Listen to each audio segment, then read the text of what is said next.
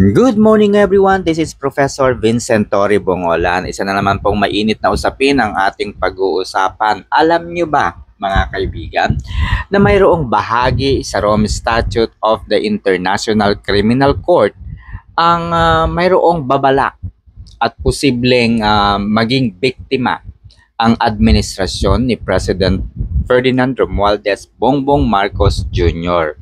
Ayan na nga mga kaibigan. Ayon po sa Article 85, compensation to an arrested or convicted person. Kapag daw hindi napatunayan ng prosecutions ang mga krimen na ibinibintang nila laban sa dating Pangulong si Rodrigo Roa Duterte. Inyong matatandaan na kinasuhan po nila si dating Pangulong Duterte sa ICC. Ano po yung kaso? Crimes against humanity. Okay, so sa susunod na video, pag-usapan natin ano-ano nga ba ang mga krimen na pasok doon sa tinatawag na crimes against humanity. Ano nga ba ang mga elemento upang masabi na ang isang krimen ay crimes against humanity.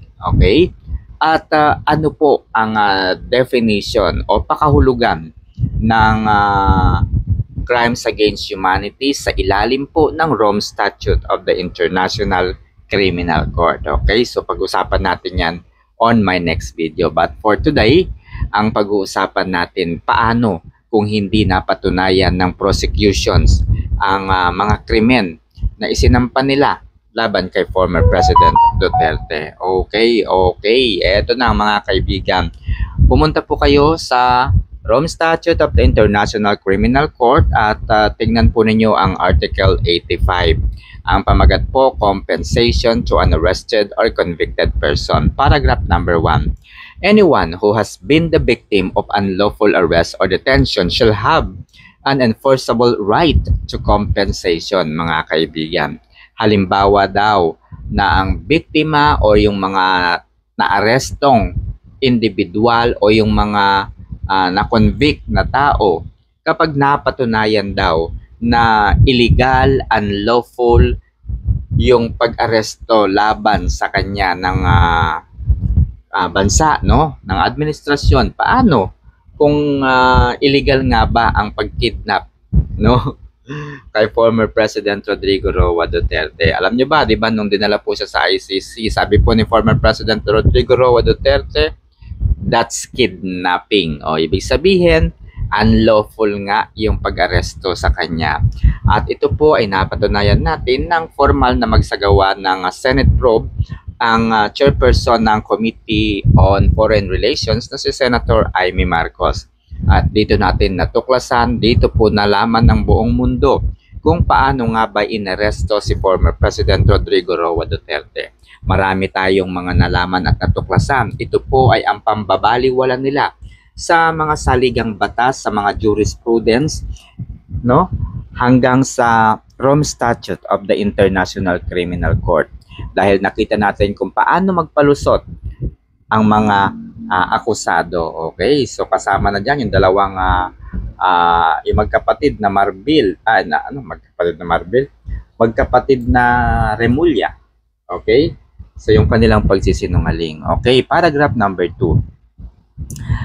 When a person has, by a final decision, been convicted of a criminal offense, and when subsequently his or her conviction has been reversed on the ground that a new or newly discovered fact shows conclusively that there has been a miscarriage of justice, the person who has suffered punishment as a result of such conviction shall be compensated according to law, unless it is proved that the non-disclosure of the unknown facts in time is wholly or partially attributed to him. Okay, so sa pangalawa daw, halimbawa ay na-convict daw ang isang tao. Okay, so si former president, for example, ay na-convict at siyempre makukulong po siya ng 30 years or lifetime imprisonment. Okay, halimbawa pong umapila ang kanyang kampo at nag-present po ng mga makabagong ebidensya, dagdag ebidensya ng defense.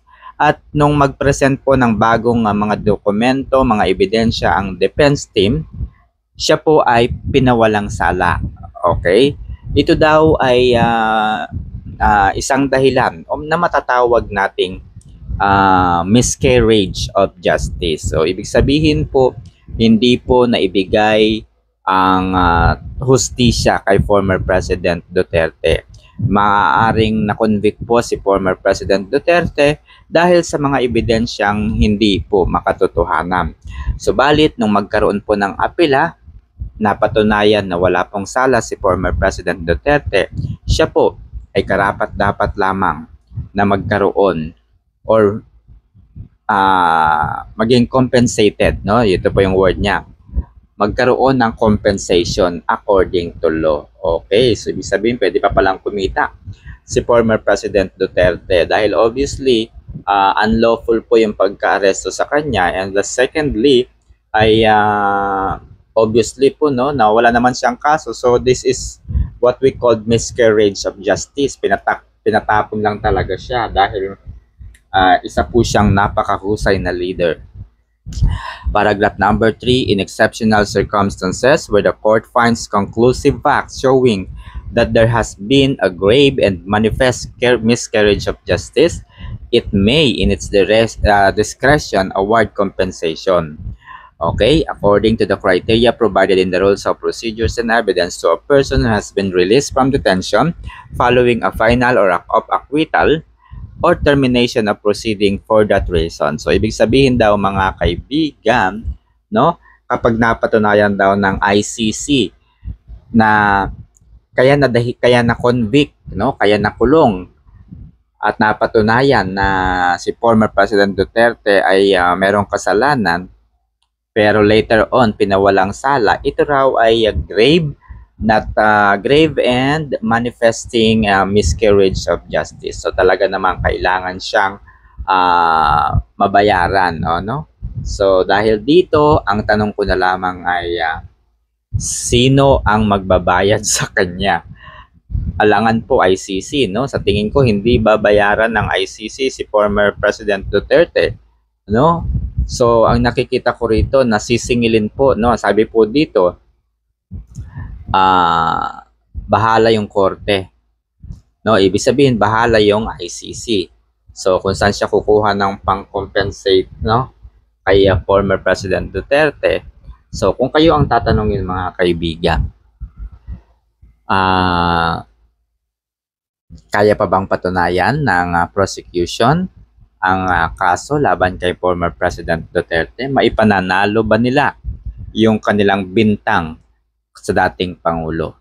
Kung hindi, okay, sino sa tingin ninyo yung dapat singilin? Ako, hindi ako papayag na ang singilin niya ay ang gobyerno, no? O ang Pilipinas. Kasi pag nalugi tayo, ay nako po, shoot ang inamels.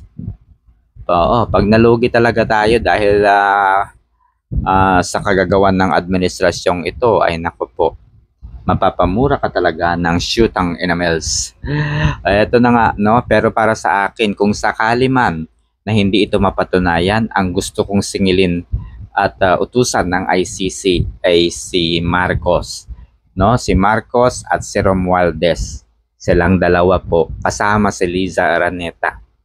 Yan, sila dapat ang gumawa ng paraan upang makompensate si former President Duterte.